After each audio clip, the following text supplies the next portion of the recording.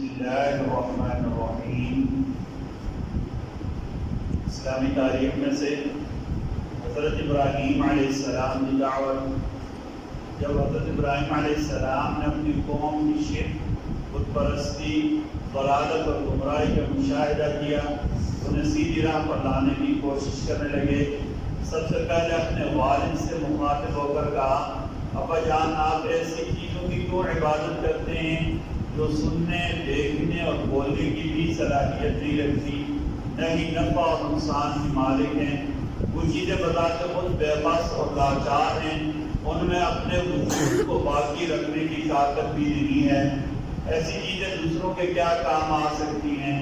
ابا جی، سیدھی اور سچی راہ وہی ہے جو میں بتا رہا ہوں، ایک اللہ کی عبادت کریں، پوری موت اور حیات کے مالک ہیں، پوری لوگوں کو رزق دیتے ہیں، انہی کے رحم و کرم سے آخرت میں کامیابی مل سکتی ہے، وہی ہر ایک کو نجات دینے پر قادر ہیں، وہ زبردست قوت اور طاقت کے مالک ہیں۔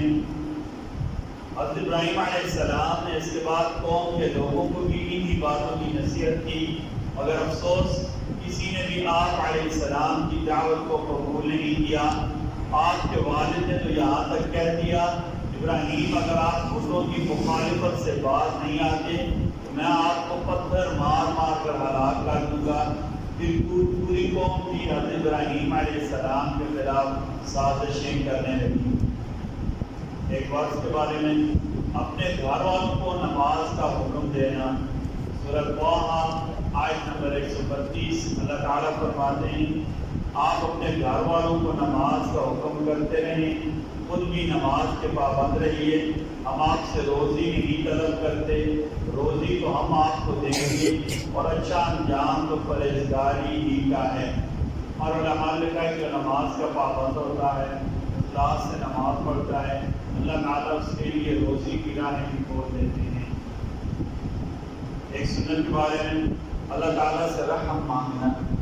اللہ تعالیٰ سے رحم طلب کرنے کے لیے اس دعا کا اہتمام کرنا چاہیے۔ یہ دعا موسیٰ علیہ السلام نے طور پہاڑ پر جاتے وقت پڑھی تھی، انت ولینا فاغفر لنا وارحمنا وانت خیر الغافرین۔ سورہ اعراف آیت نمبر 155، انت ولینا فاغفر لنا وارحمنا وانت خیر الغافرین۔ اے اللہ، آپ ہی ہماری خبر رکھنے والے ہیں، اس لیے ہماری مغفرت اور ہم پر رحم فرمائیں، اور آپ سب سے زیادہ بہتر معاف کرنے والے ہیں۔ ایک فضیلت اور عمل، جہنم سے بچنے کی دعا۔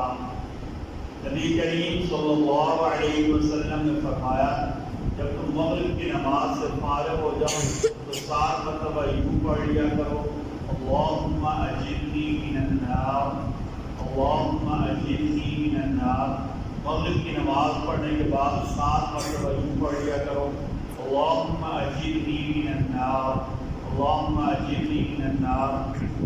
اے اللہ، آپ مجھے جہنم سے محفوظ رکھیے۔ آپ صلی اللہ علیہ وسلم نے فرمایا، جب تم اس کو پڑھ لو، اسی رات تمہاری موت آ جائے تو دوزخ سے محفوظ ہو جاؤ گے۔ اسی طرح اس دعا کو فجر کی نماز کے بعد بھی 7 مرتبہ پڑھ لو، اس دن تمہیں موت آ جائے تو جہنم سے محفوظ ہو جاؤ گے۔ یعنی فجر کی نماز کے بعد 7 مرتبہ پڑھنا، اور مغرب کی نماز کے بعد 7 مرتبہ پڑھنا، اللہم اجرنی من النار۔ اللہ تعالیٰ اس سے جہنم کی آگ سے محفوظ فرما دے گی۔ ایک گناہ کے بارے میں، جھوٹی تہمت لگانا، یعنی گناہ کا الزام لگانا۔ ایسا گناہ جو کسی نے نہیں کیا ہوتا، اس پر گناہ کا الزام لگا دینا۔ سورہ احزاب آیت نمبر 58، اللہ تعالیٰ فرماتے ہیں، جو لوگ مسلمان مردوں اور مسلمان عورتوں کو بغیر کسی جرم کے تہمت لگا کر تکلیف پہنچاتے ہیں، یقیناً وہ لوگ بہت بڑے بہتان اور بڑے گناہ کا بوجھ اٹھاتے ہیں۔ ہمارے معاشرہ میں عمومی طور پر یہ ہوتا ہے، جن کے ساتھ ہماری ذرا بھی مخالفت ہو یا کسی وجہ سے رائے کا اختلاف ہو جائے، ہم فوراً بلا سوچے سمجھے ان کے اوپر، ان کی اولادوں کے اوپر، ان کے خاندان کے اوپر الزام تراشی کر دیتے ہیں، مختلف الزام لگانا شروع ہو جاتا ہے۔ حالانکہ اگر کسی کے اندر ظلم ہو بھی ہو، اس کی اصلاح کی کوشش کرنی چاہیے، ورنہ جہاں ضرورت ہو وہاں اس کو جرم بتانا چاہیے۔ مثلاً کسی نے جرم کیا، عدالت میں اس کے جرم کے خلاف گواہ کی ضرورت ہے، وہاں جا کر گواہی دینی چاہیے، نہ کہ چوکوں میں کھڑے ہو کر، دوستوں کے سامنے کھڑے ہو کر، عوامی جگہوں پر کھڑے ہو کر دوسروں کی گناہ اٹھا لے جائیں۔ ہم بدقسمتی سے جو کام نہیں کرنا چاہیے وہ کرتے ہیں، چوکوں چوراہوں میں کھڑے ہو کر دوسروں کی عزتیں اچھالتے ہیں، اور عدالت میں جہاں گواہی کی ضرورت ہوتی ہے جرم کے خلاف، ہم میں سے 99% لوگ وہاں جانے سے کتراتے ہیں۔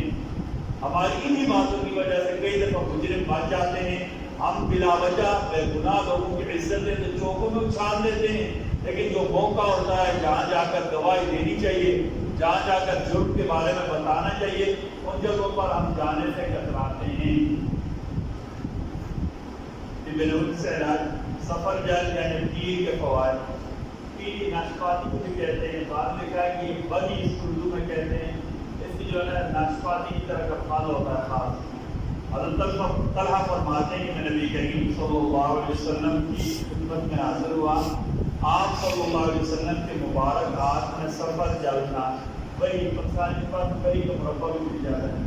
آپ صلی اللہ علیہ وسلم فرماتے ہیں طلحہ یہ لے لو کیونکہ یہ دل کو سکون پہنچاتا ہے۔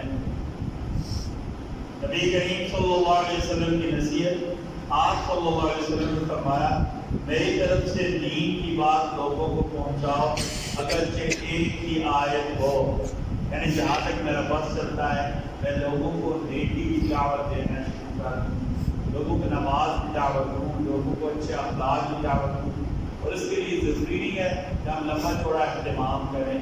میں راستے میں چل رہا ہوں، میرا دوست میرا ساتھی ہے، میں اسے کہتا ہے آئیں نماز کے لیے چلیں، یہ نیکی کی دعوت ہو، یہ نیکی کا پیغام پہنچ گیا۔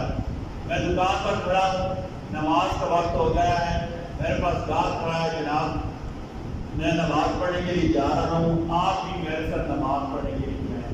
ہمارا کام ہے دعوت دینا، عمل کی توفیق اللہ نے دے دی ہے، میرا کام ہے بات پہنچانا کہ جناب نماز کے لیے آ جائیں۔